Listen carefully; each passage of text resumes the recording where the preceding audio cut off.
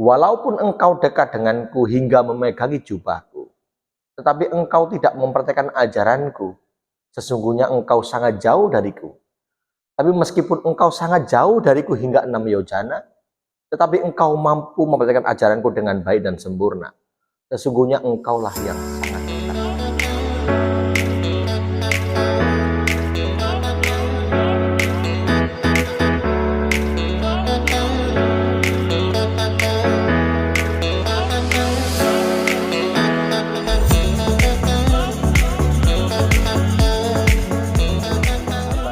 Inspirasi Namo Buddhaya. Guru Buddha menganjurkan kepada kita untuk dapat belajar dan mempraktikkan dharma dengan baik, memegang teguh dhamma dan winaya sebagai guru di dalam kehidupan kita. Dan tentu kita sebagai siswa Buddha hendaknya mampu untuk senantiasa dapat mengingat dan memberikan bentuk penghormatan kepada Sang Buddha Gautama. Setiap orang memiliki cara di dalam memberikan penghormatan kepada Buddha. Tetapi cara yang terbaik untuk menghormati Buddha tidak hanya sekedar dengan memberikan persembahan, tetapi bagaimana kita mampu untuk mempraktekkan sila atau moralitas yang baik di dalam kehidupan kita.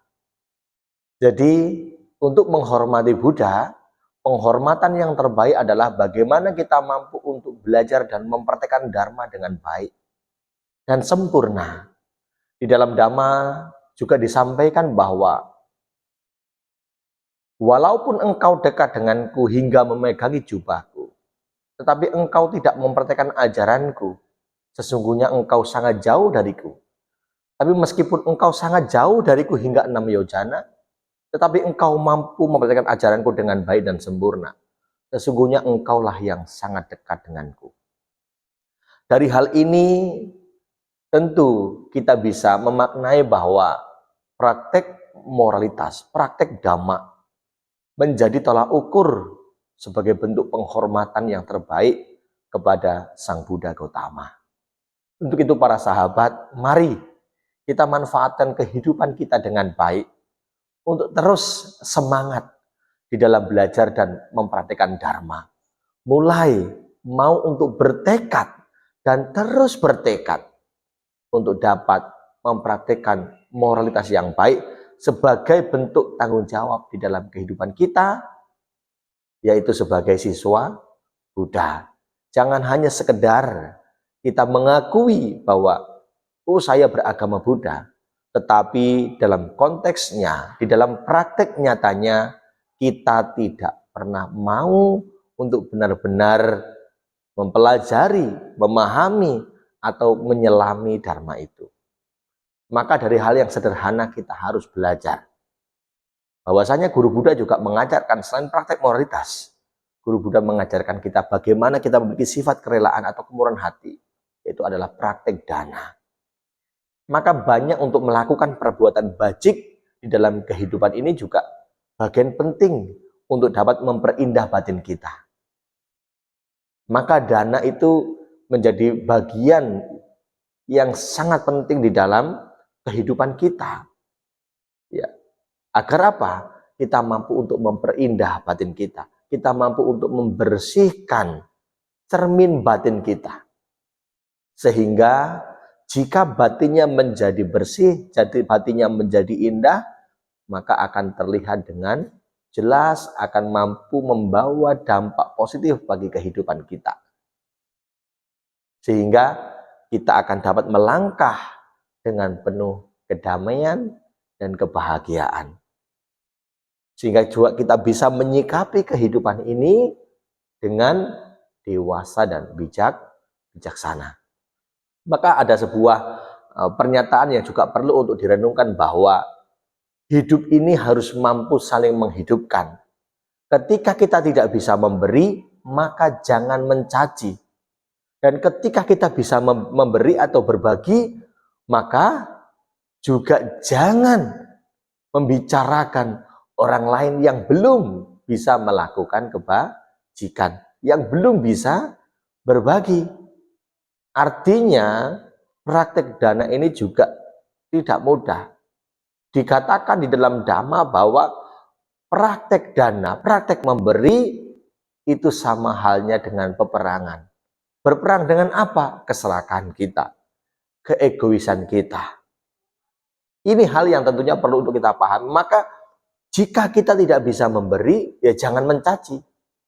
Kebanyakan orang itu sudah tidak bisa memberi, tidak bisa membantu, tapi malah sering mencaci. Ini salah, itu kurang baik, hanya cari ini dan itu dan sebagainya. Yang kamu berikan itu hanya sederhana, kurang baik, kurang bagus, wah terlalu mewah dan sebagainya. Banyak orang yang selalu melakukan demikian. Tetapi ketika kita sudah bisa berbagi, juga jangan membicarakan orang yang belum bisa berbagi. Artinya apa? Kita harus fokus terhadap diri kita. Jangan merasa karena kita bisa berbagi, lantas kita boleh mengembangkan kesombongan. Lantas kita bisa membicarakan orang lain, lantas kita bisa menilai orang lain. Hal ini juga perlu digarisbawahi. Maka hidup ini harus saling menghidupkan. Artinya apa? Di dalam kehidupan ini semua orang memiliki proses yang berbeda, memiliki tahapan yang berbeda, dan tentunya setiap orang itu juga memiliki kesempatan di dalam kehidupan. Nah, ketika kita mampu hidup dan saling menghidupkan, artinya memberikan dukungan yang positif sesuai dengan Dhamma ya, yang telah kita pelajari. Sehingga apa? Tidak membawa kerugian bagi kehidupan kita, juga tidak membawa kerugian bagi kehidupan orang-orang yang ada di sekitar kita. Kita boleh memberikan nasihat, tapi jangan mencaci. Kita boleh memberikan nasihat, tapi jangan menuntut orang untuk sama seperti kita. Karena setiap orang memiliki tahapan dan proses yang berbeda. Maka hidup itu harus saling menghidupkan satu sama lain. Belajar memberi tapi tidak mencaci. Ketika tidak bisa memberi, juga jangan membenci. Belajarlah untuk seimbang. Belajarlah untuk lebih fokus terhadap diri secara utuh. Nah, dengan demikian tanpa kata, ya, tanpa prasangka, tapi melalui tindakan nyata, kita mampu menjadi role model, menjadi contoh yang baik, contoh teladan bagi keluarga dan bagi orang-orang yang ada di sekitar kita.